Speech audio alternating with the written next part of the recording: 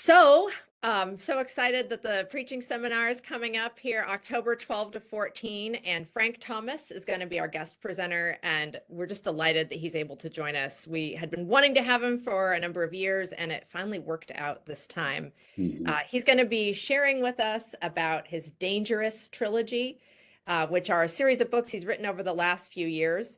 So it's How to Preach a Dangerous Sermon, Surviving a Dangerous Sermon, and The God of the Dangerous Sermon, which is just a really powerful title, I think. You guys are helping Yes. with planning this and have been working with students in the class. What are you looking forward to with this event? And how do you think that this is really going to resonate and speak to pastors?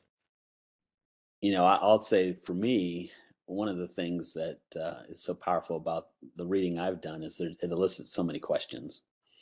And so to have Dr. Thomas there in person to just ask him questions about his book and, to get in person answers is really exciting to me.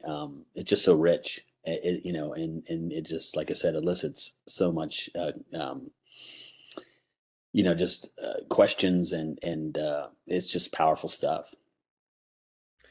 I'm super excited about it. Timing is everything, right? And we know we serve a God who is huge on timing. And this could have not come at a better time Right. to talk about this specific topic when we see so much happening in the church where individuals are exegeting their own text and they are taking their own perspective and preaching it to the masses and sharing it through social media channels, and the divisive message that's coming out of individuals giving their own interpretation to theological text is really disturbing. And it's a time for us to be able to come together and really talk about what all of this means, how this really pertains to the church.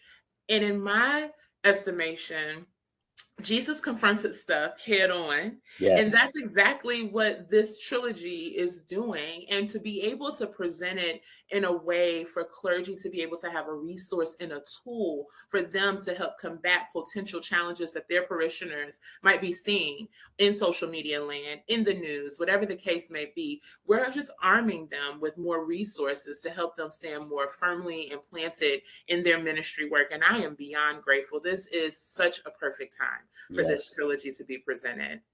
I agree. And I think the sermon, I mean, since the pandemic, and with a lot of our parishioners still attending worship online, I feel like the sermon has even grown in importance. I mean, already preaching was named among congregations as one of the most important things for a pastor to be able to master in order to be effective in their ministry. And I think the sermon has gotten even more important. There's even more weight on it.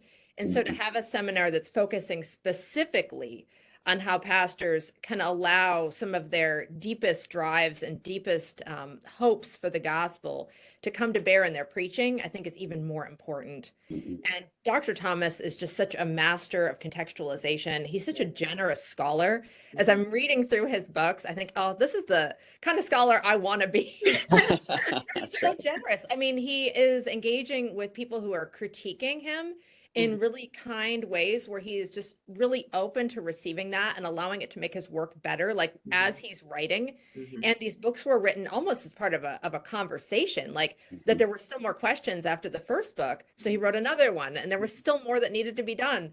So he wrote another one. And I think his ability to contextualize in different settings and to say, okay, like a dangerous sermon, a sermon that challenges dominance hierarchies, can be different. Like it's different dominance hierarchies that are at work in different settings. And so that every pastor is going to have to do soul searching and deep engagement with their own setting to know, okay, what are the things that the gospel is challenging here? Who are the small g gods that are threatening the health and well-being of my congregation and our ability to really extend equality and welcome to everyone?